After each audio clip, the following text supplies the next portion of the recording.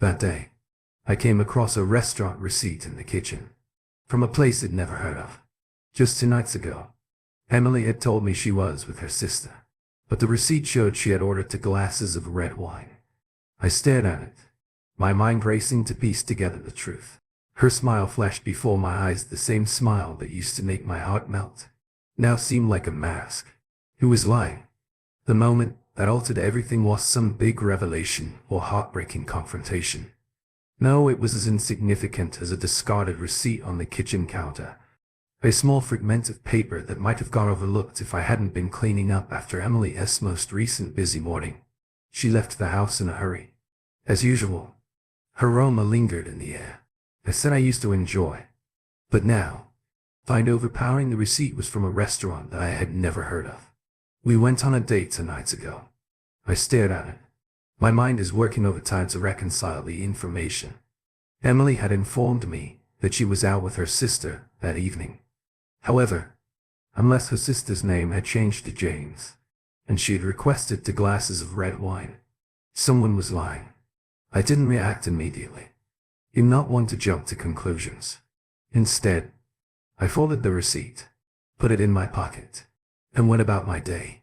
But the unease sank into my chest, like a stone. Emily and I were not ideal. Who were they? However, we were not the type to let things fester. At least, that's what I've always believed. She had been distant lately. Yes, but life was busy. Work was taxing for both of us, and we'd settled into a pattern that felt more like parallel lines than a partnership. But this was different. Emily got home late that evening. She walked through the door with an exuberance that belied the long, exhausting day. She claimed to have had her hair was flawless. Her lipstick was fresh, and she smiled. That same smile that had made me weak in the knees felt like a mask. Hey. She tripped and dropped her luggage on the couch. How was your day? Fine, I said, attempting to seem nonchalant. My hand touched the folded receipt in my pocket. Dinner is on the stove, I explained, keeping a tight eye on her. Emily hesitated. She normally ate anything I cooked, but tonight, she dismissed it. I'm not very hungry. Eat a large lunch at work. I nodded and bit my tongue later.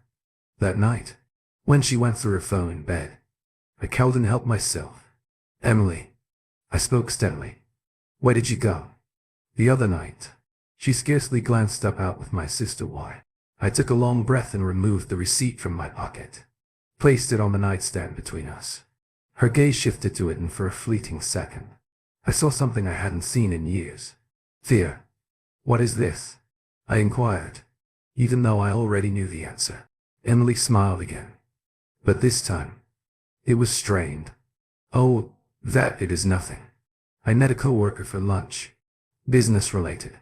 I must have forgotten it in my bag. Her remarks were polished, as if she had practiced them. But her eyes, which used to be my safe, even darted around, like a trapped animal at 9 p.m. I pressed her jaw higher. What exactly are you trying to communicate? Alex. The room became still. My heart hammered my ears, but I refused to back down. Insane. It doesn't stack up. Emily. None of it does. Then, for the first time in our relationship, Emily snapped. You are being silly. She spat and stood up so quickly that the bed rocked. Do you honestly believe I am cheating on you? Alex, your paranoia is pathetic. I remained mute as she walked the room. She was cornered, and we both knew and wanted to know the truth. She kicked, her words full of hate. Fine. I was not with my sister. I went out to drink alone, because I needed a break from you. Her comments hit me like a slap, breaking my heart. I repeated, barely above a whisper. Yes, you. She shouted. You're choking, Alex. Always hovering. Always questioning. Perhaps, if you looked in the mirror, you would understand why I need some space. I could not recognize the woman standing in front of me. This was not the Emily I married. This was someone colder, sharper, and more vicious. However, the worst thing was not her words. It was the way she delivered them with such passion, as if she actually thought I was the problem. as if I were the one tearing us apart at that time. I realized something awful. Emily wasn't simply lying to me. She was lying to herself. Emily left that morning, and the home was quiet. However, the silence was not serene. It was heavy. I perched on the side of the bed, staring at the empty doorway. She had passed through just minutes before.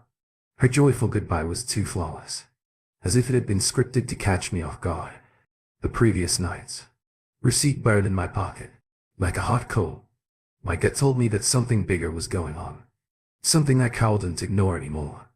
And for the first time in our years together, I wanted more than just answers. I needed them. After she departed, I paced the kitchen, reviewing the information I already had. The late nights, the shady justifications, the increasing wall of separation between us. They all pointed to the same conclusion. But I was going to act on a hunch. No, this time. You get proof. I started with her automobile. Emily had taken mine this morning, saying hers was acting up. The timing was strange, yet it worked to my advantage. I grabbed her spare keys and proceeded to the garage. My heartbeat is pounding in my ears. The automobile was almost impeccably clean. No receipts. No loose papers. Not even a used gum wrapper. It felt staged, as if she had wiped it down for this very reason. But as I reached into the glove compartment, my fingertips brushed against something hidden behind the instructions. It was a little folded-up note. The handwriting was not hers, and the sentences were scribbled in a hasty, almost desperate scrawl.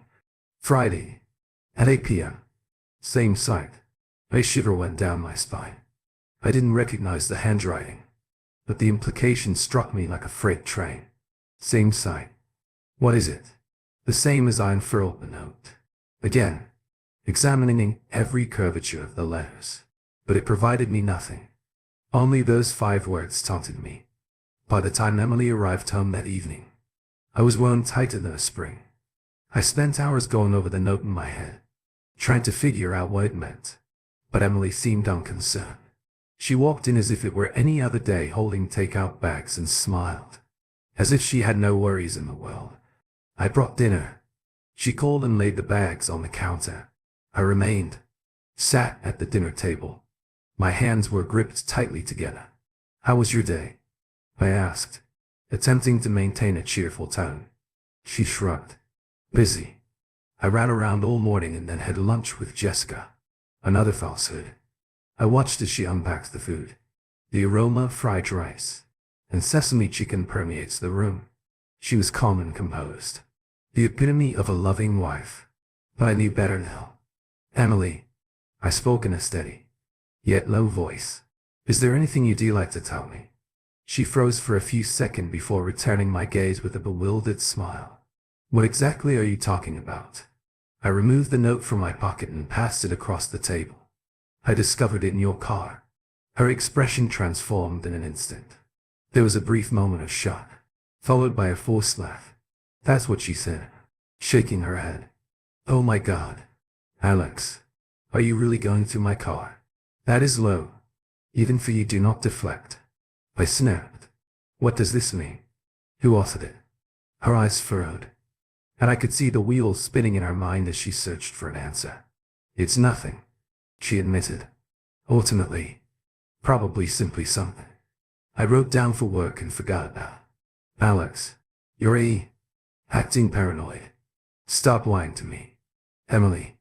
I slapped my hand against the table, making her jump. I'm not stupid. You've been creeping about making up stories. Please tell me the truth. Her face contorted with rage. The truth? Do you want the truth? She hissed. Fine. I've been under a lot of pressure recently. Okay. Work and family. I needed space. So yes, I have been going out on my own. But it's not as you think. Then, describe it. I challenged my own voice. I scolded. Because from where I stand, and it appears like you have something to hide.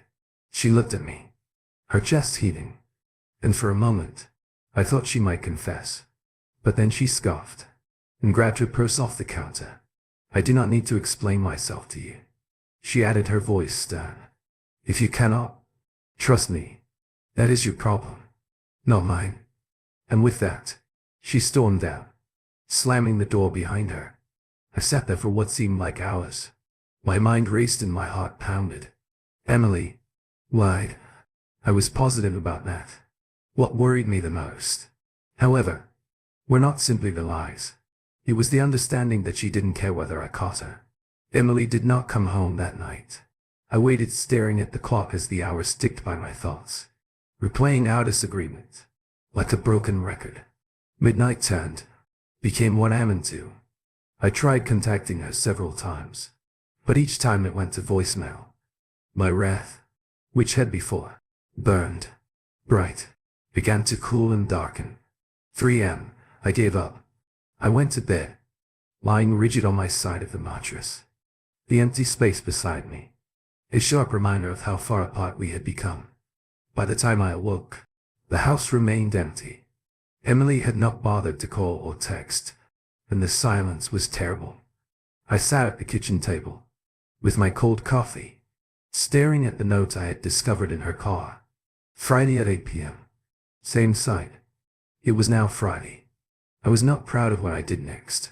Some of me knew I was crossing a boundary, but the majority of me, the part that felt betrayed, angry, and desperate, didn't care if Emily didn't give me the truth. I would look for it myself. Her laptop was in the living room, perched on the coffee table, where she always kept it. I hesitated for a few moments before opening it. Her password was easily guessed for a little moment. We celebrated our anniversary. That detail hit me like a knife to the gut. She used our anniversary to keep her secrets. Her email was open, and at first, I noticed nothing peculiar. But then I noticed a folder, labeled work stuff. It was the name alone that stood out. It was the fact that it was dated yesterday. I clicked it inside. There were only a few emails, but one immediately attracted my attention. The topic line reads, "Cannot wait to see you." My heart raced as I opened it. The email came from someone named James. I had never heard her mention this name before Friday night. Same site. The usual time. "Miss you already." I focused on the TV. My chest constricted. The words were intimate and informal in a way that only comes with familiarity. There were no ambiguities. Least was simply sneaking around. She was involved with someone. The room swirled as I read through more of their emails, each of which confirmed what I already knew. They discussed meeting in hotels, restaurants, and other places I had never heard of. James was married, and one email stated his wife's name, Olivia, and how close he was to ending things with her. I wasn't aware. I was shaking until I dropped the laptop on the coffee table. My hands were cold, my throat dry, and my mind was racing with unanswered questions. Who was this? James? How long has it been going on? And why did Emily stay with me when she had him? My phone buzzed, jolting me out of my daze. It was Emily. "Hey," she said. When I responded, her voice nonchalant as if she hadn't simply vanished for the night. "Where are you now?" I asked, my voice hoarse. She responded, "I needed to get some air. Don't wait for me tonight. He'll probably stick with Jessica as again with Jessica." The audacity of her falsehood was almost comical. I did not react and she sighed. "Alex, do not be like this. We will chat later. Okay." She hung up before I could say anything further. I focused on the phone, my grasp tightening until my knuckles grew white. Emily was lying to me, and she didn't even have the decency to pretend otherwise. But now I had information she didn't know. I had the emails and the proof, and tonight at 8 p.m., I was headed to the same area as before. As I rolled around, my nerves felt like lead wires. The journey to the restaurant, specified in James's emails, was a haze. My hands gripped the steering wheel so hard that my knuckles ached. The location was tucked away in a quiet area of town, a small, dimly lit spot that Emily had never mentioned before. I parked across the street, turning off the engine and leaving my car in the shadows. My heart raced as I peered at the entrance, wondering whether this was a mistake. But then I spotted her. Emily. She stepped out the cab, her hair nicely done, and wearing a dress I hadn't seen in years. A sleek black number that hugged her figure in all the ways that used to make me gasp. My breath froze in my throat as I watched her walk with her heels clicking across the sidewalk, like a countdown to something unavoidable. Then came James. He arrived minutes later, getting out of a silver vehicle. He was tall, well-dressed, and annoyingly confident, the type of man who appeared to know precisely what he wanted and how to get it. He looked around the street, briefly, his posture casual, but deliberate before going inside. For a moment, I sat there, paralyzed, watching them together. Two people who created this world of falsehoods right before my nose was like a punch in the gut. But I didn't come here to sit in the dark. I grabbed my phone, stepping out of the car and crossing the street. My pulse pounded in my ears as I pushed through the restaurant doors, surveying the space. It was crowded with couples and groups chatting over wine and candles. But I only had eyes for one table. There they were. Emily and James sat in a corner booth, their heads close together and voices low. She laughed at something, he said. A gentle, genuine laugh I hadn't heard in months. My stomach churned. I stepped right up to the table. They didn't notice me at first. Emily was completely focused on James. But when I stopped in front of them, she looked up. Her face turned. "Coward Alex," she muttered, her voice trembling. James turned to face me, his brow furrowed in uncertainty. "Who is this?" he asked in a hesitant tone. "Her husband," I replied, plainly, my gaze fixed on Emily mine. "If I join you?" Emily's mouth expanded and closed, like a fish out of water. She appeared totally unprepared, like a youngster caught taking candy from the jar. In contrast, James sat back in his chair. His demeanor shifted to one of smug contempt. "Look," he said, raising his hands. "I'm not sure what this is, but shut up." I snapped and cut him off. My eyes never left. "Emily, Alex, start talking right now. I can explain," she blurted out, her voice shaking. "This is not as it appears." I laughed. "CRUI," pulled my phone out of my pocket and held it up. "You mean you to dot me here every week? Not you writing him about your little rendezvous? Not you compromising everything we've worked for?" Her eyes widened when she realized what I meant. "You read my emails," she snarled, her voice low, but angry. "You lied, right in my face." I shot back. "Do not try to make me the villain here." James shifted uneasy in his seat. "Perhaps we should," I said. "Shut up." I snapped my sight, darting toward him, like a dagger. "You don't get to speak. You have a wife, Olivia, right? Does she know where you are tonight?" That shut him up. Emily's hands trembled as she grabbed for her glass of wine and took a timid sip. "Alex, please," she implored, just above a whisper. "Can't we do this here?" "Why not?" I spoke, my voice rising. "You've been doing this for God knows how long. What about one more scene?" The restaurant was becoming quieter now. Nearby tables are turning their heads toward us. Emily's face turned red. Her carefully built mask is cracking under the weight of my words. James stood abruptly and tossed a few bills onto the table. "I think it's best that I leave," he muttered, glancing at Emily before walking away without saying anything further. "Coward." Emily stared at him, her expression a mix of rage and humiliation. "Alex, could we please go somewhere private?" I leaned forward with my voice low and piercing, private, like the life you have been leading behind my back. I stood up straight and took a step back from the table. "Emily, you can't dictate this anymore. Not after this." Her eyes flooded with tears. But I didn't care not anymore. Without saying anything further, I turned and walked out of the restaurant, leaving her sitting in the ruins of her lies. When I walked out of that restaurant for the first time, I was chasing her. The cool night air struck me like a slap. My fists were clenched and my chest tightened. But beneath the rage lay something worse. The hollow pang of betrayal. I sat in my car for alone, staring blankly at the dashboard, unable to understand what had just occurred. Emily had cheated on me. There was no more room for doubt. No more excuses. I could create it for her. I'd seen everything with my own eyes. Heard her stammering lies and witnessed the reality unfold in real time. I drove home on autopilot, the streets emerging past me. By the time I came through the front door, the weight of everything had hit me like a freight train. The house felt strange, emptier and colder. Every piece of furniture, every portrait on the wall, and every memento of the life we built together suddenly felt tainted. I poured myself a drink, something strong, slid into the couch. My phone vibrated on the coffee table. It was Emily. Alex, in returning home. Please, we need to talk. I stared at the screen, considering whether to respond. Part of me wanted to ignore her and let her stew in the disaster she had made. But there was another part of myself that I wasn't proud of. I wanted to know. The answer's me. Do not bother.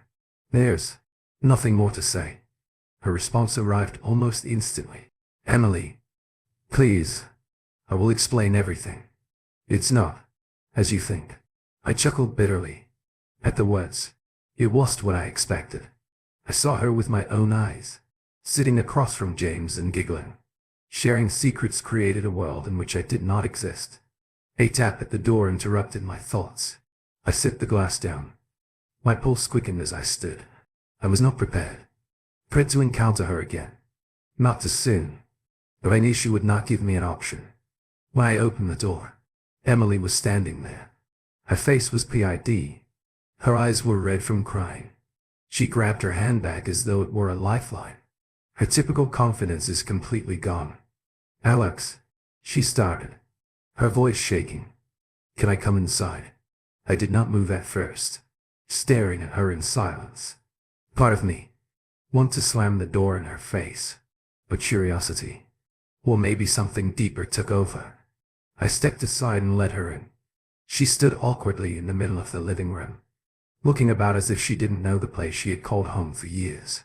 She finally turned to me. Her hands shook.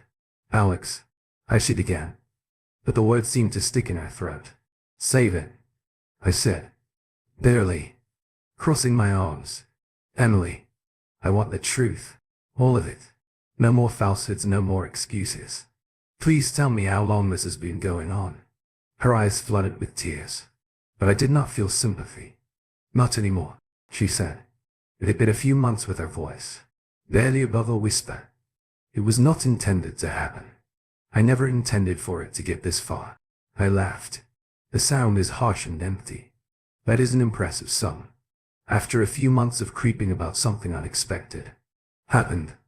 Do you hear yourself? She flinched, but did not argue. I was upset. Alex, she finally murmured, her voice shaking. We were far and I felt invisible. James made me feel seen. I stared at her. I am filled with disbelief and anger. Unhappy. You felt invisible. And instead of speaking with me, you went to someone else. How does that make sense? Emily, I was sure how to remedy this. She cried, tears falling down her cheeks. Now I was terrified. Okay. I was afraid that we had already fallen apart, and that nothing I could do would put us back together.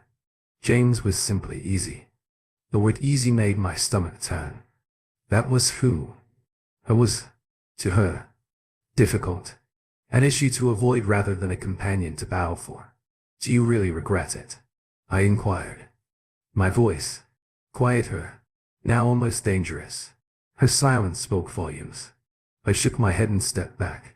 That was everything I needed to know. Alex, please, she pleaded, and took a step nearer me. I love you. I messed up. But I still love you.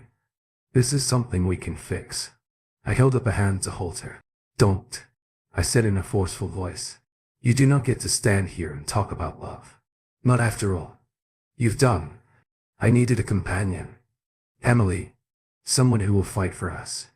Instead, you decided to fight for someone else. Her cries filled the room, but I did not feel anything. Perhaps I felt too much. In any case, I couldn't look at her any longer. Get out, I said in a chilly, definitive tone. She froze. tears streaking down her cheeks, her face crumpling. "Alex, get out." She paused. Her lips trembled, and she eventually nodded. She grabbed her purse and proceeded to the door before going outside. She turned to look at me. "One final time. I apologize," she muttered, her voice breaking. I did not respond. Cowed, I stood there in quiet, as she shut the door behind her, leaving me alone amid the ruins of what once was for the first time in years. I felt the full impact of the reality. This was the end of not only our relationship, but also of who I thought Emily and I were. The hours following Emily's departure felt like days. Our house wasn't a home anymore. Every space was littered with ghosts of what once was recollections of a life that now seemed like a cruel farce. Her perfume still hung in the air, a phantom presence that I couldn't shake. I sat at the dining table, a crumpled letter from her car, and James's printed emails. Espia sprayed out in front of me. It was like looking at evidence in a courtroom. Only, us in the face. I was both the judge and the condemned. Her remarks from earlier echoed in my mind. I was happy, unhappy. Was I truly so blind? Did I overlook the signs? Are there any foundation cracks? Was this just an excuse to justify our actions? By midnight, I could no longer sit still. The silence was oppressive, and my thoughts were eating me alive. I grabbed my coat and headed out the door as I walked towards my car. I could feel the chilly air cutting my face. I didn't have a specific destination in mind yet. My hands appeared to know where to go. Within minutes, I was parked outside Jessica's house. Emily, a self-proclaimed best friend. I paused for a bit, considering whether to knock. Jessica had always appeared respectable enough, but suddenly I couldn't shake the suspicion that she knew more than she let on. If Emily was using her as a cover, Jessica would have seen anything before I could convince myself. Otherwise, I got out of the car and walked up to the door. My breath is apparent in the chilly air. I knocked twice and the door opened a moment later. Jessica stood there, wearing sweatpants and a hoodie. Her hair was pulled back into a sloppy bun. Her brow furrowed in astonishment at seeing me. "Alex, what is happening on is everything okay now?" I spoke bluntly. "Can I come inside?" She paused, then stepped aside and motioned for me to enter the houses. Warmth contrasted sharply with the icy tumult inside me. "What is this about?" Jessica asked, crossing her arms and leaning against the kitchen counter. "I need to know something," I answered, addressing her gaze. "How well do you know Emily and James?" Her reaction was quick. Her eyes widened and her face turned pale, as if I had struck a nerve. "James?" she repeated, her voice trembling. "Dumb. Dumb." I snapped. "I know about the emails. I know about their meetings. And I am aware that Emily has been using you as an alibi." Jessica gulped hard and gazed down at the floor for a time. I expected her to reject it, but instead, she sighed and ran a hand through her hair. "I didn't realize it was so nasty," she confessed, calmly. "I knew she was with someone, but I didn't know his name." She told me she was only venting and it was serious.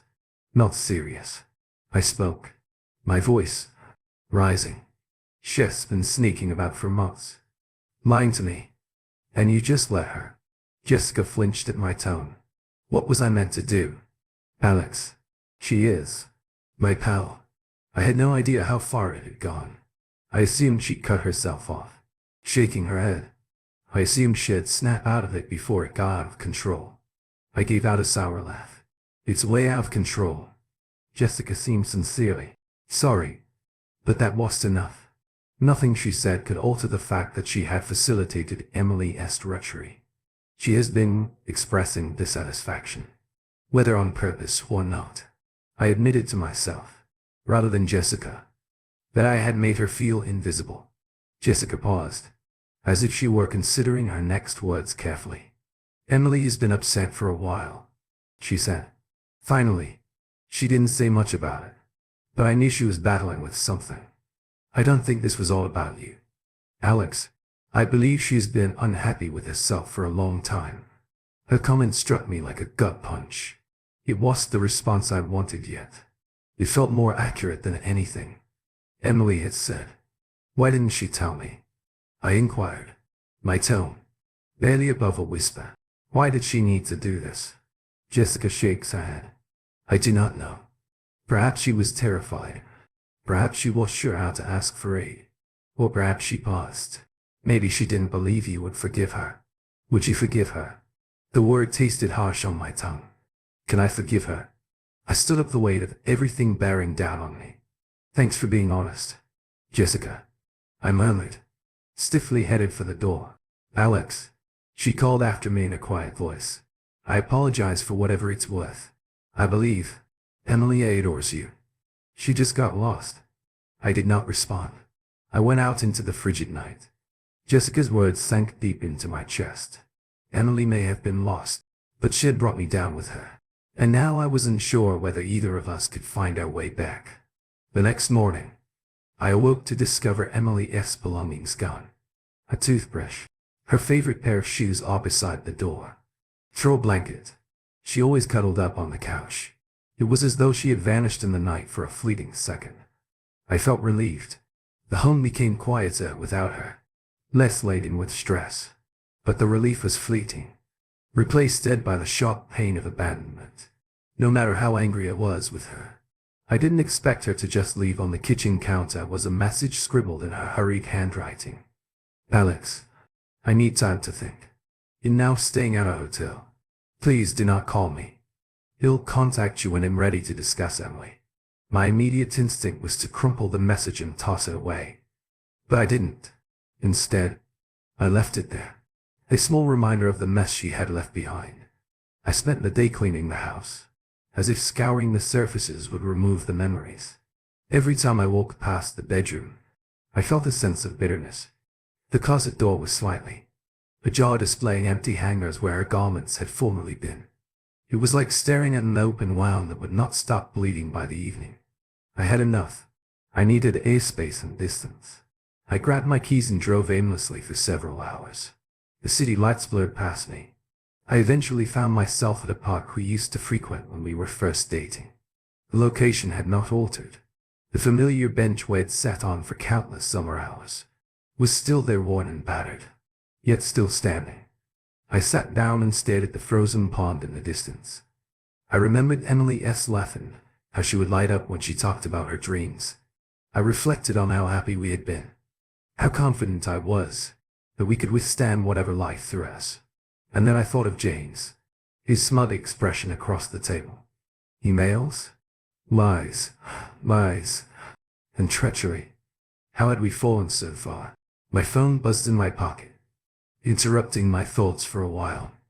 I thought Emily was breaking her own rule by reaching out. But it was not her. It was an email from James's wife, Olivia. I froze and stared at the screen. My thumb hovered over the notice until I eventually tapped it, opening the message's subject. We need to talk. Alex, you don't know me, but I believe you know my spouse. I discovered your email in the thread he'd been suppressing, and I'd put the pieces together. I believe you deserve to know everything about him, Emily, and how long this has been going on. If you wish to talk, please let me know. I will be waiting. Her phone number appeared at the bottom of the email. I slumped back against the bench, the cold stinging through my jacket. My pulse raced in my chest as I glanced at the screen and reread the letter. Olivia is James's wife, the woman who was having a similar nightmare to me. She had answers Emily would never voluntarily give me. I did not think I'd just dialed. The phone rang twice before. A gentle, hesitant voice answered hello. Olivia, I said with a trembling voice. Yes, she responded. Is this Alex? Yeah, I said, exhaling hard. It's me. There was a pause and I could hear her breathing from the other end. I was sure you'd call, she confessed. But I'm delighted you did. Let us avoid the small conversation, I shouted, my raging irritation rising to the surface. What do you know? Olivia hesitated and her voice became icy and steady. I understand. They've been seeing each other for over 6 months. I know they've been meeting in hotels, lying to both of us, and James has no plans to stop, regardless of what he says you or Emily. Her words hit like a sledgehammer. 6 months. Half a year of lies, deception, and treachery. Why are you telling me this? I inquired, my tone rougher than I intended. She remarked, I'm done being in the dark. I imagined you'd want to know too. James believes he can continue leading this double life, but I will not let him. I deserve better. You deserve that. I clenched my teeth, her words hitting home for the first time in weeks. I didn't feel like I was alone in this disaster. What are you planning to do? I asked her. I'm not sure yet, Olivia admitted, but I will not sit here and let him believe he is one. You shouldn't either. Her words remained in the air, full of meaning. She was correct.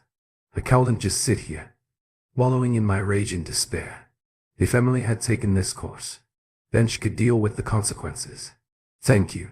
Finally, I thank you for contacting me. I hope this brings you some comfort. Olivia replied quietly. We both deserve it. At least when the call ended, I looked at the frozen pond, my breath apparent in the frigid air. Something inside of me shifted, and a quiet resolution replaced the spinning chaos. Emily, and I may no longer have a future, but I refused to let her destroy me. The following few days passed in a strange, nervous limbo. Emily did not call, and I did not reach out. Her leaving was both a comfort and a reminder of the devastation she had left behind. Every room in the home felt haunted by her, a location where love once existed. But now, just shadows remained. The talk with Olivia stuck in my memory. 6 months, the figure sounded like a bell in my head. Each story resounds with the weight of treachery. Emily hadn't made a mistake or acted on impulse. This was intentional and consistent. But a small, treacherous part of me still wanted to know why. Not to excuse her, but to finally answer the questions that had kept me awake at night. That opportunity arrived sooner than I expected. My phone vibrated on the coffee table. Late one evening, Emily's name appeared on the screen, and I stared at it for a few moments. My first instinct was to let it ring, but curiosity, or possibly a residual attachment, got the best of me. I picked up. Emily. Alex. She spoke softly, but tensely. I need to talk to you. Can I come over? I paused. Why now? She breathed, shakily. I need to explain. Please. Her tone conveyed desperation that I had never heard before. Against my better judgment, I conceded fine. She entered 20 minutes later. Her face was pallid. Her eyes were red-rimmed, as if she hadn't slept in days. She wore a basic sweater and pants, a vast contrast from the polished picture she usually portrayed. Thank you for allowing me to come, she replied, standing awkwardly in the doorway. I crossed my arms and kept my distance. Say whatever you came to. Says he flinched at my tone and nodded. She sat at the edge of the couch, her hands tightly gripped in her lap. I don't know where to start, she confessed, her voice shaking. Alex, I know I hurt you. I know I ruined everything, and I do not deserve your forgiveness. You're right, I stated, firmly. You do not. Tears welled in her eyes, but I remained motionless. She deserved to feel all of it. I did not intend for any of this to happen, she persisted, her voice cracking. I felt lonely. Alex, I felt like we weren't ourselves anymore. I was afraid to talk to you, because I assumed you'd discard me. I laughed, CRUI, and shook my head. So instead of talking to me, you sought consolation in someone else. That is your excuse. It's not an excuse, she insisted, her voice rising. This is the truth. This was not something I had planned. James he was simply there. I let it happen. However, it was never about not loving you. I love you, Alex. I swear. I do. Her words sounded hollow, as if she was trying to convince herself rather than me. Love. I said it, in my own voice. I see. You call it love. sneaking around, lying to my face, destroying everything we've built for him. That is not love, Emily. That is selfishness. She broke down and sobbed into her hands, but I did not move to console her for years. I had been the one who fixed things, smoothed out the rough edges and kept us on track this time. It was my job. I ended it. She choked in between sobs with James. He is over. The words hung in the air, but they did not provide the relief she appeared to seek. Good, I replied, coldly.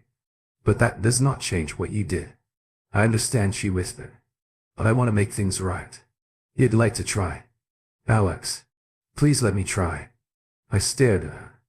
The woman I once loved more than anything else is now a broken stranger, sitting in front of me. Part of me wanted to believe her, to hold on to the hope that we could rebuild. But a different part of me, the one that had seen the emails, confronted her. Lies were told to Olivia, and she knew the truth. This was not something that could be repaired. I don't think you understand it. I finally spoke, my voice steady, but cold. It is not only about what you did with James. It's about who you became in order to accomplish it. Lies and manipulation. You looked me in the eye and pretended that everything was fine. That is not something I can forgive. She looked up at me, her tear-stained face crumbling. So what are you saying? In saying it's over, Emily. I delivered the words with conviction. I am done. Her sobs became louder, but I remained firm. This was not about punishing her. It was about finally letting go of the weight she had put on me. It'll give you some time to sort through your belongings. I said this while standing. But I need you out. By the end of the week. She did not respond.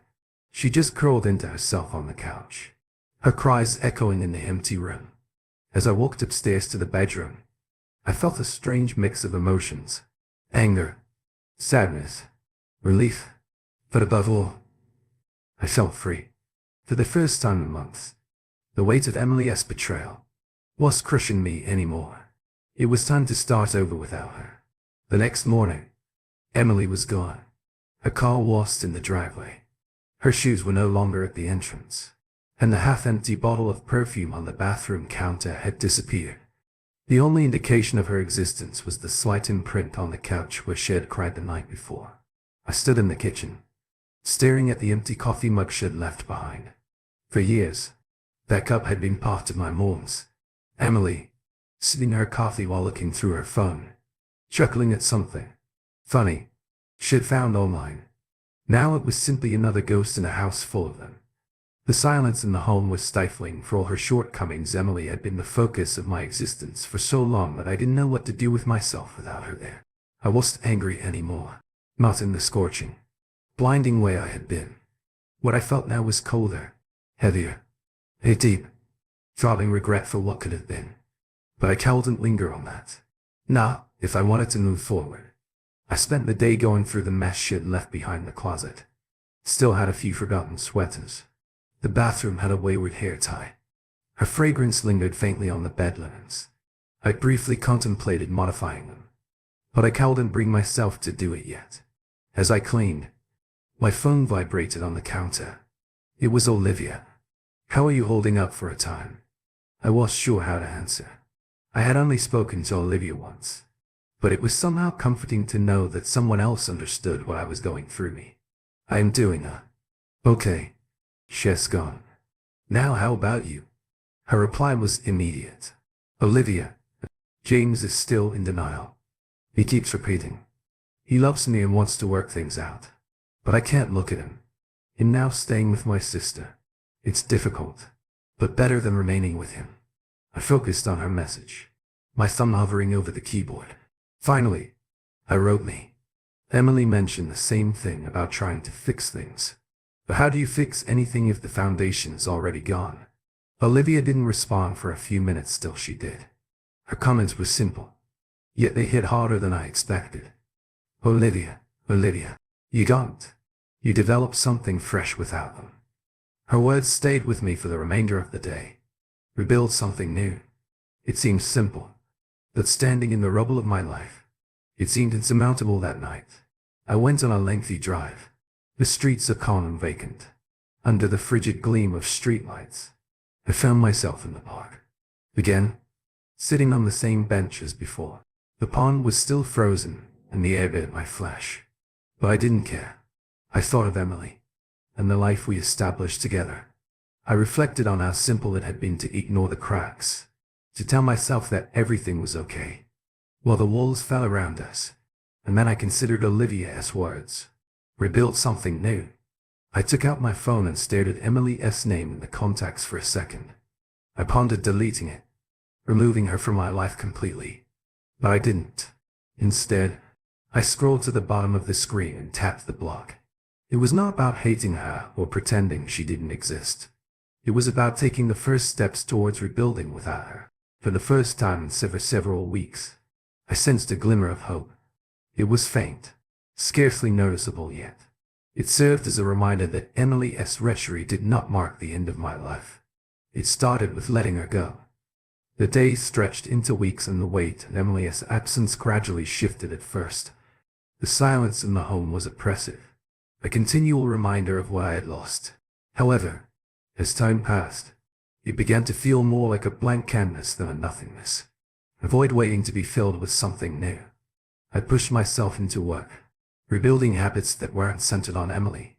I changed the bed linens, rearranged the living room, and even painted the bedroom walls, a color she would have disliked. It was strangely cathartic to reclaim and personalize the home we'd shared, but no matter how far I progressed, the memories stayed. Every now and then, I would find myself reaching for my phone to text her about something stupid, only to realize that she was no longer a part of my life. It was like losing a limb. Phantom pains appear in locations where she once existed. Olivia. And I remained in touch. Our messages were sporadic, but meaningful, a lifeline for both of us. As we navigated the devastation of our individual relationships,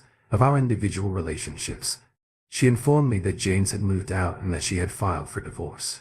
Her decisiveness was both motivating and intimidating. One evening, while cleaning out the garage, I discovered an old box of photographs. The most of them were from the early years of our marriage. Emily and I were at the beach, enjoying family events and giggling at an inside joke. Only we understood. I sat on the hard concrete floor, scrolling through image after image, and for the first time in weeks, I let myself experience the full extent of my anguish. We had not always been broken. We were happy once and we were enough. The tears came unexpectedly hot and unyielding. I didn't try to stop them for very long. I hid my anguish beneath layers of rage and hatred. But now it demanded to be felt. After the rain faded, I wiped my face and looked at the scattered images. I slowly picked them up and put them back in the box, locking it shut. I was prepared to toss them away. Not yet, but I was prepared to keep them in the house. I brought the box to the attic and placed it in a far spot to accumulate dust. It was not about forgetting. It was about creating distance, allowing memories to remain without defining me. That night, I received another email from Olivia. How are you holding up? Her text always seemed to arrive at the perfect time. Me better. Slowly. How about you? Her reply was prompt. Olivia. Same. Some days are harder than others, but I believe I am finally starting to feel lighter. Like if I can breathe again. I glanced at her message for a long time before typing. My response. Isn't it strange how someone can destroy you? Despite this, the world continues to function normally. Olivia, yes. But perhaps that is a good thing. It makes us move with it. I smiled faintly at her words. She was correct. Emily's life continued unabated. Or for me. Or for the shattered remains of our marriage. Whether I wanted it or not, I kept twisting and being dragged onward. The next morning, I got up early and went for a run, which I hadn't done in years. The air was fresh. The sun was just about to rise. And for the first time, in what seemed like an eternity, I felt okay. Not pleased, not whole, just okay. As I jogged through the calm streets, I realized something significant. My relationship with Emily was an incomplete chapter in a story that ended quickly and CRU. But it was not the entire book. There were still chapters to write. and for the first time, I felt prepared to begin. It was a calm Sunday morning, 2 months after Emily had left my life. The phone call arrived. I was sitting at the kitchen table, sipping a fresh cup of coffee, my laptop open to a list of nearby hiking routes I'd been meaning to investigate. The house began to seem like mine again, no longer a shared environment, haunted by memories, but a shelter that I was reclaiming bit by bit. The number on the screen was unfamiliar to me, but something about it caught my attention. After a brief hesitation, I picked up. "Hello, Alex." Her voice struck me like a shock wave. I hadn't heard it in weeks, but I recognized it instantly. "Emily." I remained mute, grasping the phone tightly. "Alex, are you there?" she asked in an uneasy tone. "What do you want?" "Emily." I spoke, my tone rougher than I wanted. There was a long gap before she sighed. "I understand. I'm the last person you want to hear from, but I needed to talk with you." I settled back in my chair, already wary of what this chat might be about. "What about everything she said?" Gently. "I've been thinking a lot, and I realized I can't move forward unless I make things right. Or at least try to." Her comments remained in the air for a time, and I wasn't sure how to answer. Part of me wanted to hang up, close the door on her and never look back. But another part of me, the one still carrying the weight of unresolved questions, couldn't ignore her. "Okay," I said. "Finally talk." She drew a hesitant breath. "I know I harmed you. I know I ruined all we had, and there's nothing I can say to make it up. But I want you to understand why." I repeated, my voice filled with skepticism. "Emily, I do not care why you made your decisions. You lied, you cheated, and tossed us away. This is all there is to it. Not that straightforward," she explained, her voice breaking. I was lost. "Alex." I had no idea who I was anymore. I felt like I was drowning. So instead of reaching for you, I bolted. I assumed James was the solution, but he wasn't. He was only an escape. Her words touched a nerve in me, stirring up something deep inside that I didn't want to confront: anger, sadness, the faint, the lasting echo of affection. So now, what my tone of voice was questioning harsh, want me to feel sorry for you, to forgive you, because that will not happen. "I'm not asking for forgiveness," she replied hastily. "I know I do not deserve it. I wanted to apologize for everything, for the lies and betrayal. I apologize for not being the person you expected of me. I apologize." Her apology felt genuine, but it did not provide the closure I expected. Instead, it left me feeling hollow, as if a piece of the puzzle was still missing. "Emily, what do you want from me?" I inquired, my voice quieter. "Now I do not know," she admitted. "Perhaps nothing. Perhaps just the opportunity to apologize and ensure that you are okay." Her words lingered, breaking the silence between us. "I'm okay." I eventually spoke, my voice calm, or at least I'm getting there. "But it's not because of you. It's because I've finally stopped waiting for your return." Emily didn't answer right away, but she eventually did. Her voice was gentle and filled with regret. "I get it, and I'm glad you're finding your path for the first time in months." I felt strangely calm, not because I forgave her, but because I no longer had to. "I hope you can make your way to Emily." I surprised myself with my words. "Thank you." She muted. "Goodbye, Alex." "Goodbye." The call ended, and I laid the phone down on the table, staring at it for a long time. I felt neither furious nor sad. I didn't feel relieved by closure either. I felt something different, lighter. Emily's chapter in my life had finally come to an end, and I could now focus on the chapters that remained to be written. The weeks following Emily's call felt different. Not necessarily easier, but lighter, as if a weight I hadn't realized I was carrying had been lifted. Her apologies, while too late to repair things, had given me the one thing I didn't realize I needed: a sense of finality for the first time in months. I began to make real progress. It started with tiny things. I signed up for a cooking class, which Emily and I had always spoken about, but never took. I began running again. Every mile, clearing my head and fortifying my determination.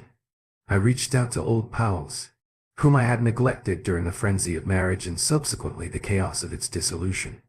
But the largest difference occurred one crisp Saturday morning. I was visiting the local farmer's market, walking between rows of fresh fruit and handcrafted items, when a voice yelled out my name. Alex. I turned to see a face.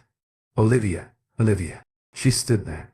She held a tiny bag of apples in her hand, covered up against the cold for a minute. Neither of us spoke. Olivia caught me off surprise when we met by happenstance. I eventually said it. A faint smile, pulling on my lips. Hey, she replied with a guarded, yet genuine smile. We settled into a casual talk, catching up on how we had been. She informed me that she was formerly divorced and was now living in a little apartment across town, focused on her job. I told her about the cooking class, the runs and the gradual, but steady process of reconstructing my life. It sounds like you're doing well, she added, her smile widening. I admitted that I'm trying. How about you? Olivia hesitated and then nodded. It's been hard, but I'm getting there. We talked for a little longer, and as the conversation progressed, I realized how comfortable I felt. Olivia wasn't just someone who knew what I had gone through. She was someone who had gone through it, survived, and emerged stronger. We swapped numbers as the market was winding down. This was not a romantic gesture. Not yet. But it seemed like a step towards something, friendship, perhaps, or something. This happened when I was in the first or second year of junior high school. I think I was about 13 years old. I grew up in the countryside. If time and healing permit, as I walked back to my car, I had a sense of hope that I hadn't experienced in a long time. Life was not perfect. It was chaotic, unpredictable, and riddled with historical scars. But for the first time, I felt prepared to accept that night. I sat on the couch with a glass of wine, looking at images of hiking trails I wanted to visit. Olivia had sent me a text message. Olivia, thank you for our conversation today. It was nice to see you. I grinned and typed a fast reply. It was great to see you too. Let's do it again.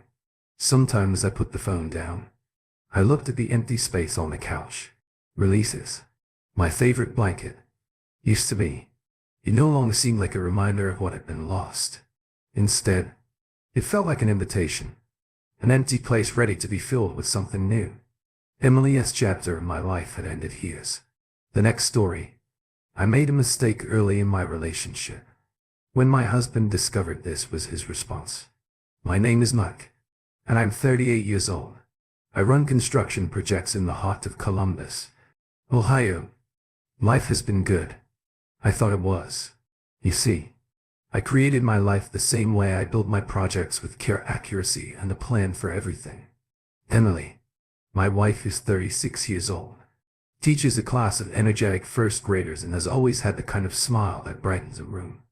We have two wonderful children, a dog who is too smart for its own good, and a house that looks like something out of a family sitcom.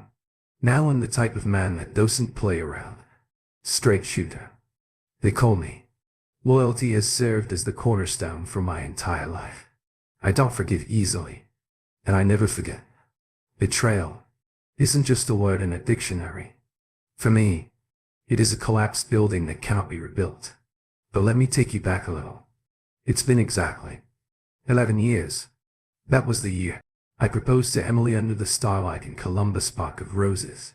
She had tears in her eyes, and I realized I held the entire planet in my hands. Our love. It was the type that you didn't question, solid and designed to last until the world stopped turning. Now fast forward to today, or more specifically, a few days ago. Christmas is rapidly approaching, and I'm up in the attic looking for decorations. Here's a mess up there. Dust covers. Boxes that we haven't touched in years. That's when I discovered an old flip phone buried away in a box, labeled Memories. 2008. Funny. I do not recall us retaining old phones as keepsakes. Curiosity has always been a friend of mine. So I figure, why not? See if this antique artifact is still functional. I find the old charger, plug it in, and a little screen comes. Life. It's like reawakening a piece of the past. And the past certainly had a lot to say. I'm unprepared for what I find. Messages that turn my stable environment into quicksand. Hello, everyone. Unfortunately, almost everyone who watches these videos is not subscribed. It would mean the world, to me, if you could get out of the full screen video for 3 seconds and click the subscribe button. It is free, and you can unsubscribe at any time. Sorry for disturbing, and thank you very much. If you subscribe, they are not for me or any of my family members. No, they are addressed to someone named Dan, who has small hearts next to his name. My brain begins performing the math before I can stop it. Emily made no mention of Dan 11 years ago. So there, I am sitting in the dust and the cold. Every heartbeat felt like a sledgehammer on my ribs. I need to know more, but not like this. Not with half-truths. From a phone that should have remained lost. I put the phone in my pocket. Go downstairs and put on a grin for the kids from on the inside. I'm anything from a festive dad. They see. I am a man on a mission. A search for the truth. And that is where I am now, standing on the edge of what feels like a cliff. Looking down into what could be the end of all. I've known, but I'm not the type of guy to just jump. I'm the one who plots the descent. So I'm going to find out everything before confronting her. Because of my universe. You don't accuse without evidence. You don't demolish a building without knowing why it has to fall. He'll keep you posted. Hey, read it again, it's Mike. I wish this update was about how the phone was simply a misunderstanding. However, Everlife has a way of tossing curveballs that would make any major league pitcher envy. I found the old charger, wouldn't you know? The dang thing did work. The phone rang with the same old jingle as if nothing had changed.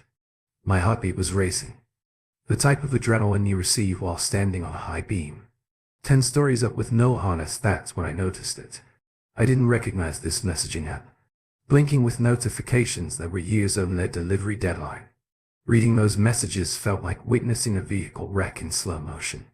They went from Emily to this guy. Dan, filled with phrases that felt like gut punches. A miss. You cannot wait to see you. Last night was a dream. Every act of betrayal. Every syllable. Another break in my seemingly perfect life. The dates they chose corresponded exactly to a period in my life that I recall vividly. I was up 11 years ago, due to a catastrophic fall from a site.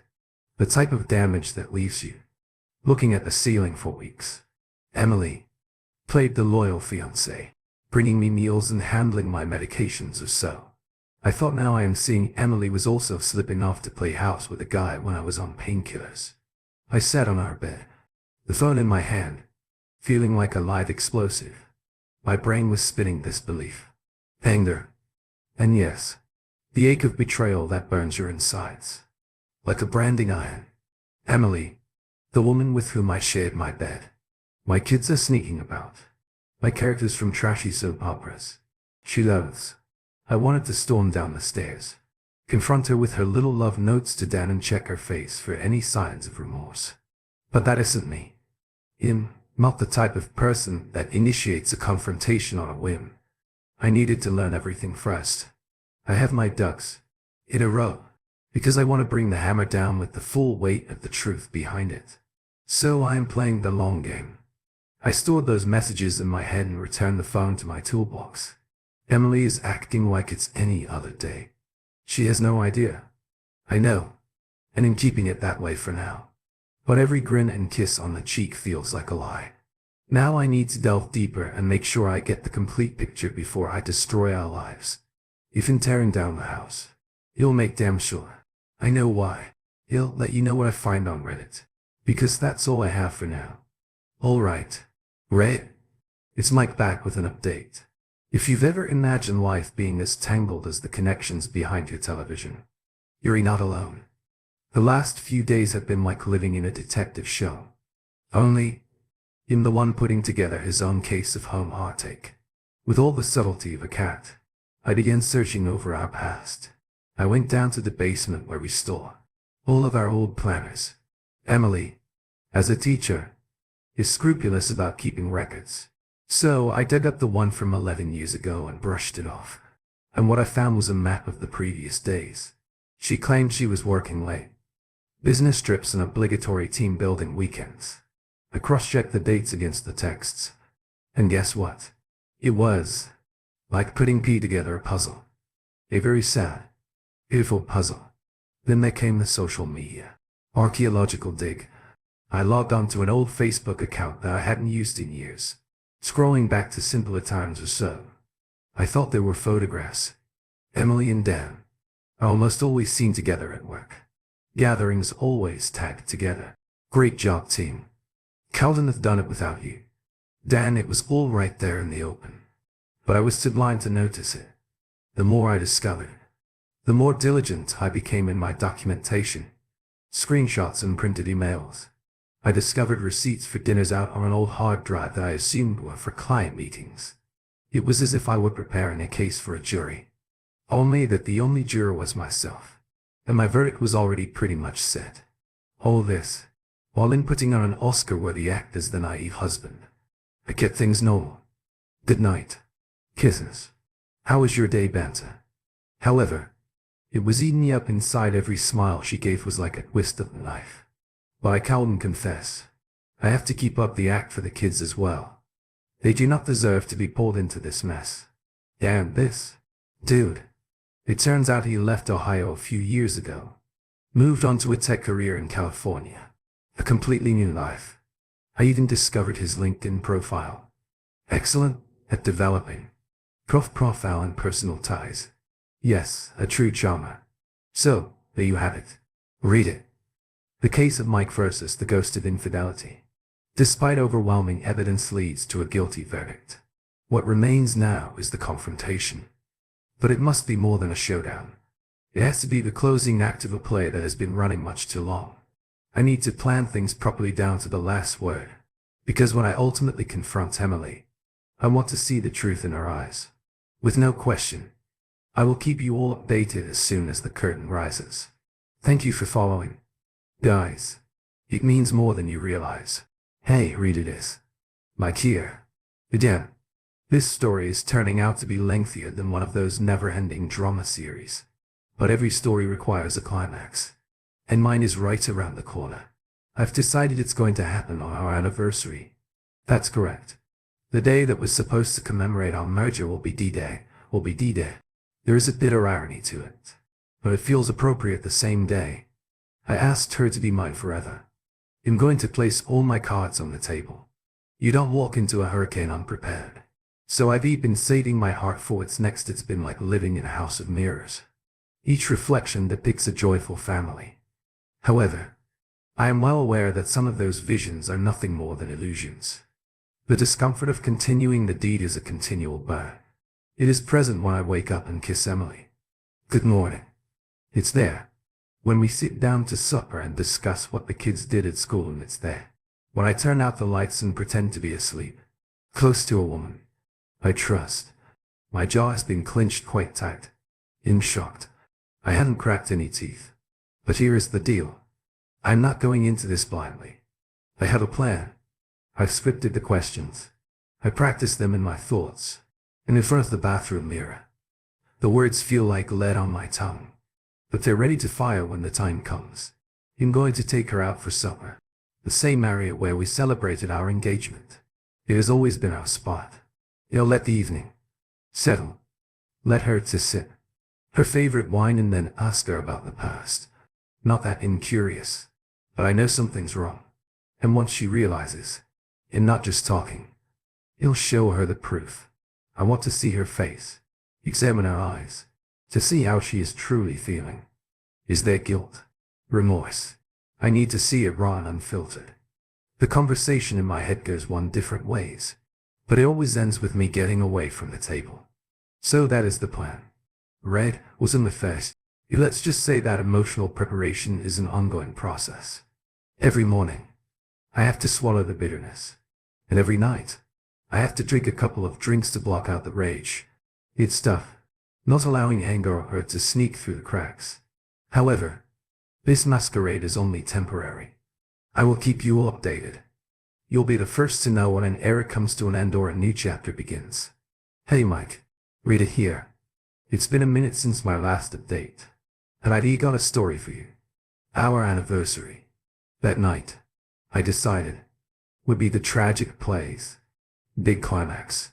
We proceeded to our destination, the modest Italian restaurant downtown, where I got down on one knee all those years before. The same table and dim lighting projected golden halos throughout the room. The same old waiter with a goofy grin. It was intended to be romantic, marking a decade and a year of marriage. Emily smiled as she dressed herself in her favorite clothing, which made her eyes look like the ocean. So there I was.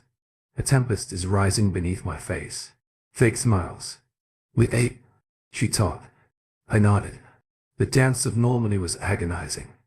Each course brings us closer to D-Day. With each bite, I felt like I was swallowing my rage. The wine tasted unpleasant on my tongue. Finally, we arrived home. The babysitter left. The kids were already in bed, and I transformed from a caring spouse to a guy on a mission. I didn't even let her settle. They did not provide coffee or a comfortable couch. I laid it out. The old phone messages and photos, like cards on a table. She initially laughed it off, a nervous chuckle that didn't reach her eyes. She tried to explain that it was a joke, a ridiculous thing from the past. However, her voice was as wobbly as a leaf in a hurricane. Then came the hard evidence. The dates, the specifics after I had proper gathered. The laughter died.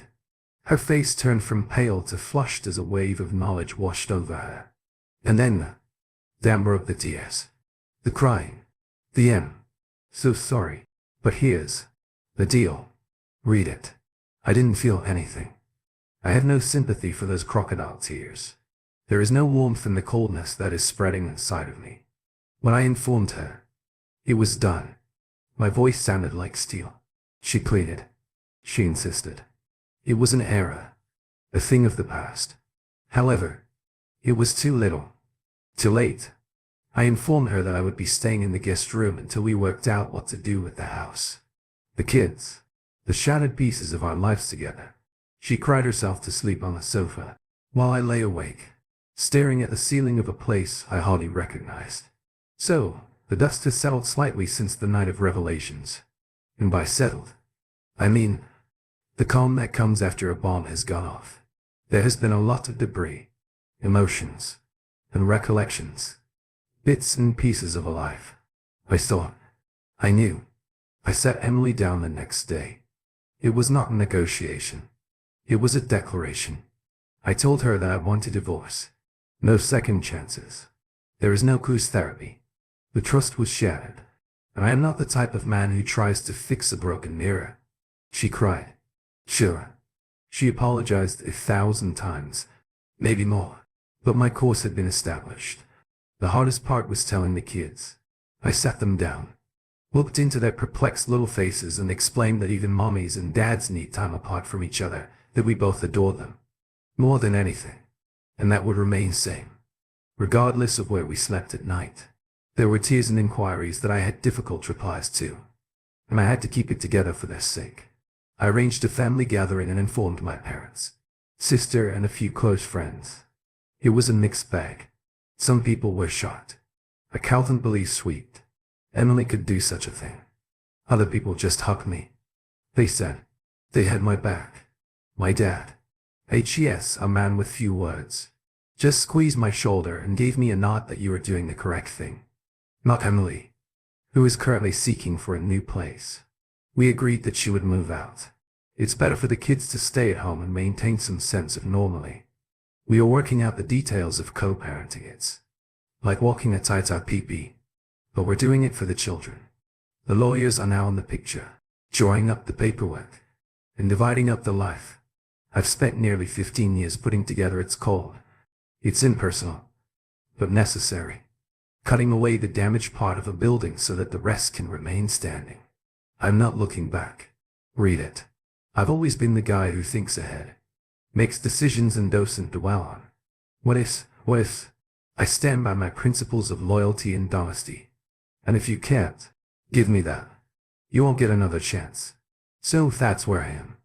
I'm a single father who is about to divorce and is looking out for my children. It won't be easy. However, I've never been one to avoid difficult situations. Thank you for staying with me. You'll post another update once the next few arrive. What's up, Reddit? It's Mike returning for what appears to be the final chapter in a saga. I never wanted to be a part of it. It's been several weeks since I last spilled my guts on the internet. I've read every single comment and followed every piece of advice, and I have to say it's made a difference. The kids and I are doing well, better than okay. Some days there is laugh in the house. Again, genuine laughter. We had our moments. There are plenty of them, but we're talking it out. Now we deal with emotions as a team. They are tough little cookies. My children. I've discovered a sense of calm amid the chaos. The divorce is almost complete and the future is looking different than I expected. However, everything appears to be fine. I am a full-time father, and I have never been more committed to a job in my life. In baking cookies and only burning about half of them at every soccer game.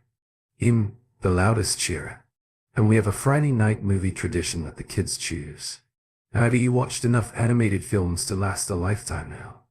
And yes, in getting back into the dating scene. Not diving in head first, but I'm starting to consider the possibility of a new wife, a new partner in crime. Someone who understands that my children will always come first and shares my core values. I am cautious. You better believe it. But I am also hopeful. So here's the kicker. The moral of the story, whatever you call it, trusted is everything without it. You're rebuilding on quicksand, and the truth, no matter how terrible, no matter how harsh, it's worth facing lies. They eat away at everything like rust.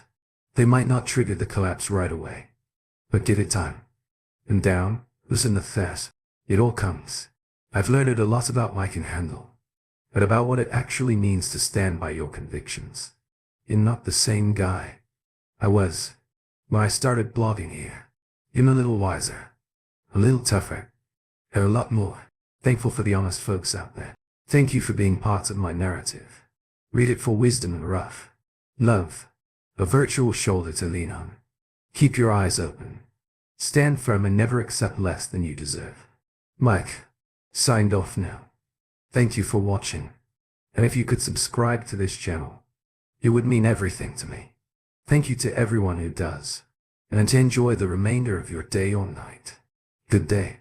I'm not sure if I will be able to weave these words together. My head is a mess right now, and I'm not sure how to act. I'm writing this now, to see if I can clear my head. My pregnant wife has been lying to me for a long time, and I recently discovered that she is not only lying, but also cheating. At 37, I've been married to my wife, 35 for about 7 years. We don't have any children despite her pregnancy. As I write this, a few months ago, I noticed some changes in my wife's conduct. She was always a shy, quiet, and generally introverted lady, and that was one of the reasons I initially fell in love with her. We would cuddle for hours, without speaking a word to one another. And for someone who is working, life is quite stressful. That was everything I needed. However, as I already stated, I began to observe her change at first. I thought it was great that she was starting to break out of her shell. It took her 35 years. Hello. She began spending more time with her pals and staying out longer. Before that, my words were a demand to her. She never went any place without my consent. She never did anything without my approval. Luckily, for me, my wife and I had cloned each other's WhatsApp accounts on our phones. I was wearing hers, and she was wearing mine as well. We did this around 12 years ago, 6 months after we started dating. It was an inside joke, inspired by the enormous number of people on the internet who had been tricked or fooled out of a fortune by that. So I rarely checked it, because I trusted her, and she had never given me reason not to trust her. But here we are.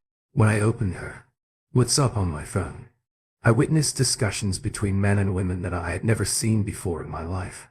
Many of those messages appeared contradictory, as if she was erasing them. I became dubious of what was going on. My wife worked for a friend of ours at a gym. So I dismissed the strange feeling. Maybe they have new customers, I thought. Hello, everyone. Unfortunately, almost everyone who watches these videos is not subscribed. It would mean the world to me if you could get out of the full screen video for 3 seconds and click the subscribe button. It is free, and you can unsubscribe at any time. Sorry for bothering, and thank you so much if you have subscribed.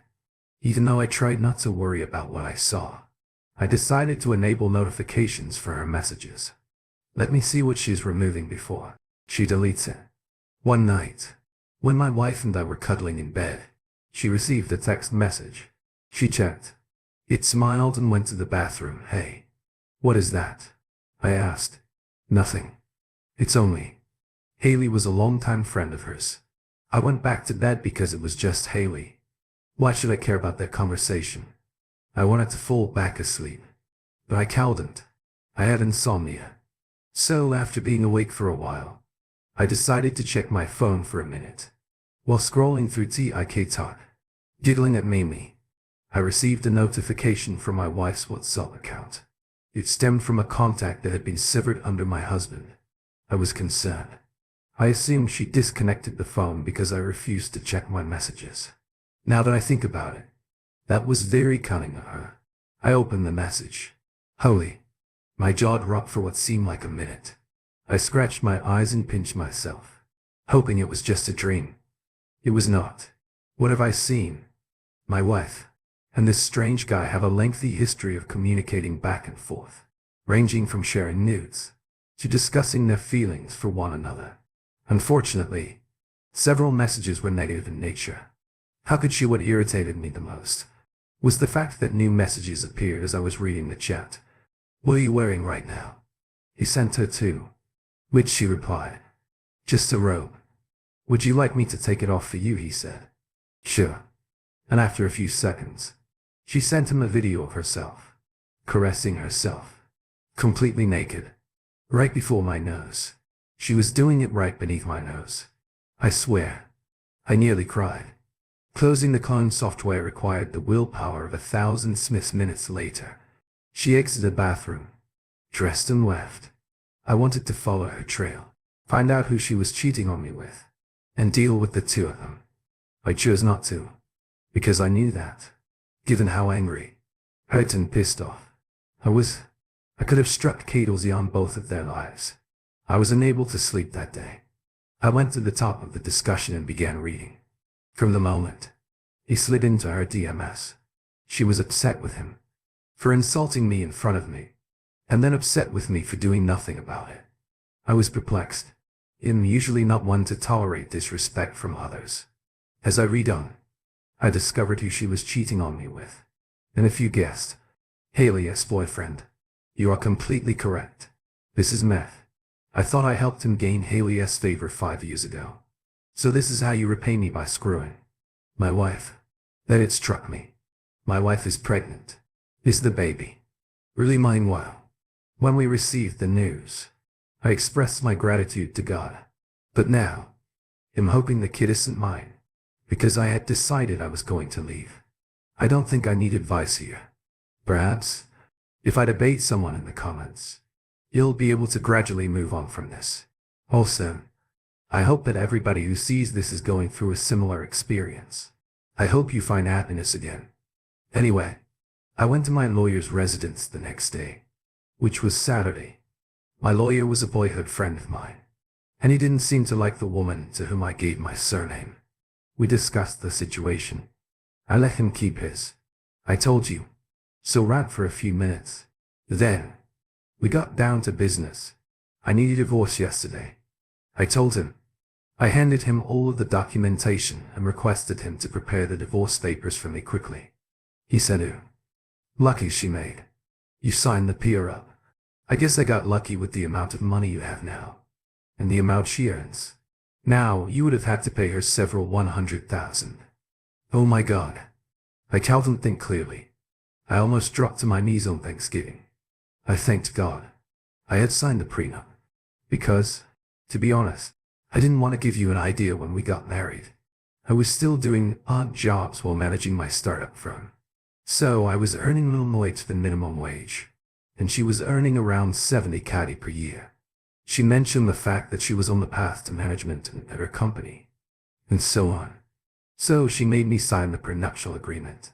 Fortunately, unfortunately, for her, when the coronavirus hit, her company was one of those carried away by the 1.5-year-long lockdown. It grew so terrible that they couldn't even pay their employees. They owing a lot of money, and she was let go. On the other hand, the lockdown down brought excellent news my way. My startup began to generate revenue, and I was able to retire from work entirely by the time the lockdown reached 10 months, as I was already earning close to 20 a month, regardless of whether I worked for the company. So, back to the subject at hand. My wife irritates me to even call her that. Now therefore, you'll call her by the devil's spawn name I'd been given after a long discussion over what to do with Lucy. I chose to stack evidence. I was planning to print out screenshots of each of their cheating. I was also going to get videos. I planned to send it to both her parents and the church. She was a preacher in our church. And, if the child mine was in the first line, I was going to leave. I went to the pub with my lawyer friend, Davis, to help me cool off.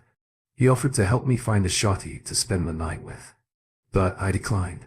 Hooking up with randoms is what landed me in this predicament. By the end of the day, I was too inebriated to drive. Dave dropped me off at home. As I sat there, intoxicated, I reflected on how my once perfect existence had suddenly gone up in flames. I was so distraught. I had no idea until I took our rub, hung it up, and sat there, looking at it for a looking back on it. That was the most cowardly thing to do. But suddenly, I was ready to say goodbye to this miserable existence. I went on a run. When I returned, my wife was sitting in the parlor, crying. I hadn't returned the rope and she saw it there. She ran to hug me. When she saw me walking, stating she had no idea I was going through something, how I never expressed my sadness to her. She couldn't believe I would attempt suicide and leave her alone with the child. Her words repulsed me. The sight of the woman I'd loved for nearly 10 years made my stomach turn. She tried to kiss me, claiming everything will be fine. I bowed my head. She assumed it was because I was still depressed or whatever. At that point, I looked her in the eyes and asked, "Do you have anything you want to tell me?" She halted, staring at me, as if she were trying to read my mind. I asked again, "Is there anything you'd like to tell me?" Could you believe it? The devil's kid attempted to gaslight me. How dare she try to play mind games? "What do you mean?" she asked. "Mashisa, are you crazy?" In here crying. "Because you wanted to end your life and you have the guts to ask me. Is there anything you'd like to tell me? Is this some kind of joke?" She went on to say that, after much shouting and arguing. I was astonished that I didn't reveal that I knew she was cheating. She went up to the bedroom, and I remained in the parlor for a bit. I'd had it up to my neck, so I decided to let it all out here before I try again and succeed. This time update. Thank you for reaching out to me. I intend to keep you all updated. But I came out of retirement. Like Lionel Messi lol, I followed the advice of some of you who suggested I seek treatment. I was never a fan, but I must admit that it has been really beneficial to me during this difficult time. I've also started going to the gym, as is customary in these conditions. I'm glad I shared my story, because I don't know what I would have done otherwise. After that big dispute, where I left off, we didn't talk for weeks, which was great with me, because I didn't want to see her face again. I started snapping screenshots and stacked them up. Also, I installed hidden cameras throughout the house. Lucy owned the place. I wanted to believe she didn't invite him over to the house, and that they didn't do anything on our common bed. Let's just say, I was stupid for believing they wouldn't. After another month, I had plenty of evidence. I developed a website where I posted all of the movies I had accumulated from him. To her, to both of them. If you'd seen me working on that website, you'd have assumed I was building a pornographic site. 3 months later, Lucy went into labor.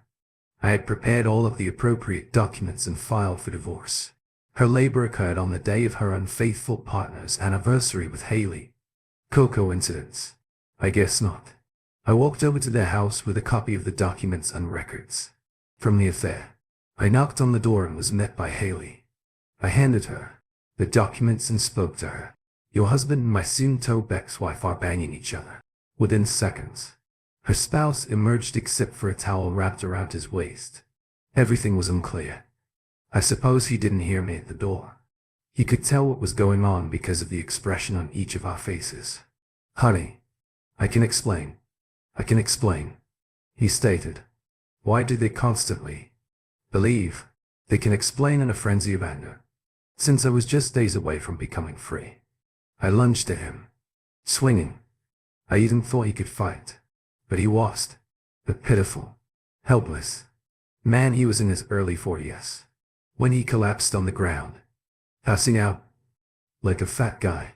Following one round of intimacy, I stood over him, wondering why Lucy would cheat on me with this misery.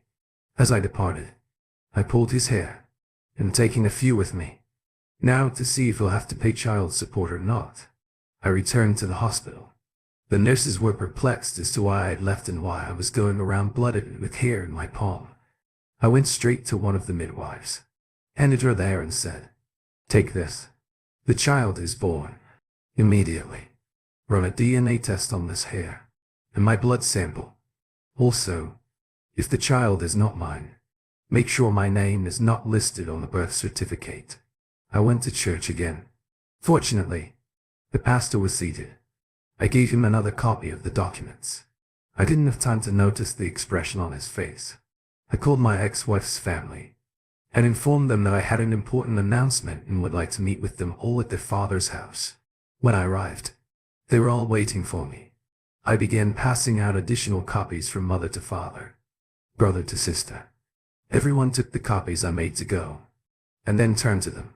She's in labor. Maybe it's not mine. Then, I decided to leave again. Her younger sister, who had also been cheated on, dashed to hug me. She cried. Her brother shook my hand and said, "Do whatever you have to do, man." She took to the streets to defend her rights. Her father walked towards me, tears in his eyes. He stood in front of me for a while, both of us looking at each other. Then he spoke. "You've been the best companion my children have ever had.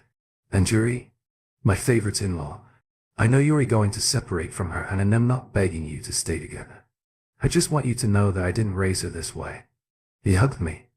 I cried for the first time during this entire journey. I went home, called Davies, and scheduled the final part. The big reveal. I adorned the entire house with balloons and baby supplies and posted a large sign on the wall that read, "I know what you did." I returned to the hospital. I had already missed the child's birth. And this woman, who had no idea we were about to be separated, had the guts to frown. She wanted to quarrel with me about missing the birth, but she needed to relax. I asked to see the youngster. The nurse looked at me. She wore a melancholy expression. I understood what she meant. The child was not mine. I had conflicting emotions about it. I'm glad I don't have anything that would require me to see this woman again. And I was disappointed that I did not have the child. I stepped outdoors and made some more calls. I invited everyone to our house to celebrate the child's birthday. There were many more folks in the area who knew her and us. I wanted to crush this woman's entire life. Hours later, the doctor allowed us to depart. I thanked the nurse for not including my name in the book and left. She tried to dispute with me on the way home, but I remained quiet. I had her just where I wanted her. When we returned home, we were greeted by everyone. I was glad. Everyone was there. Her childhood buddies and her co-workers. Had her new job as a secretary. Some church members sent their good wishes, yes. This was the first time I had felt happy in a long time. I was prepared to drink her tears. Davis was inside. I had him turn on one of the 2 plasma TVs in the room and play the recordings of her cheating. We walked into her eyes first, then to the large placard on the wall. Then everyone entered, ready for a party of some sort. Psych. I must admit that wrecking her life was perhaps what eventually brought me Peace. I cleaned her dirty laundry in the open hall. She fainted. I waited for her to awake before handing her the divorce papers. Davis told her that. The only positive thing about this was that you forced him to sign a prenuptial agreement. Because he thought he wanted her money. You are now broke, and will not receive any divorce settlements. She begged to hug me. In her arms. Crying and pleading. I laughed and looked at her. Then, I asked, do you remember the day you found the rope that day? I wanted to take my own life. It was because of you. I offered you an opportunity to come clean with me. But you opted to pee on my grave. I was practically dead by that point. And you laughed in my face. So now, it's time to pay back. I looked her in the eyes and said, I am done. We're finished. Then, I dug into my pocket, took out my phone and blocked and removed her number right there in front of her. And everyone. She was still crying with mucus pouring from her nose and lips. She glanced at me and said, Baby, stop. Think of our child. I love you. Please do not abandon me. Please. I laughed. She did not know. I've already tested the kid. I dug back into my pocket and pulled out the DNA results. I placed it on the table. And in pure Michael Jackson style, remarked, but the kid is not my son. 2 weeks later, a moon walked out of the gathering. And the divorce was complete. Very speedy. Very silky. I paid nothing and shared nothing. Because we didn't have a joint account. I was free. I only saw her during the depositions. She was a shadow of herself. She wore my clothes to meet both of them. It was hilarious. I swear looking at this woman. Woman, I've you love for 10 years. And who? 8 months ago. I would have given my life for. Without hesitation. I felt nothing. I won't be updating anymore. Because I believe I've done the story justice. In terms of my current situation, I am simply living in the present moment. Davis. And I go out once a week to find some ladies to hook up with. I've gotten really fit after months of living in the gym also. Now in the true ladies man. I hadn't heard from my ex-wife in 3 months. I heard her mother died a few days after I visited anything. Heart failure. I didn't follow up. I've maintained seeing my therapist. My scorched earth. Vengeance. Left me feeling quite dissatisfied. Thank you for tuning in. If you enjoyed this episode of the story, please give it a like. And don't forget to subscribe to get notifications for updates.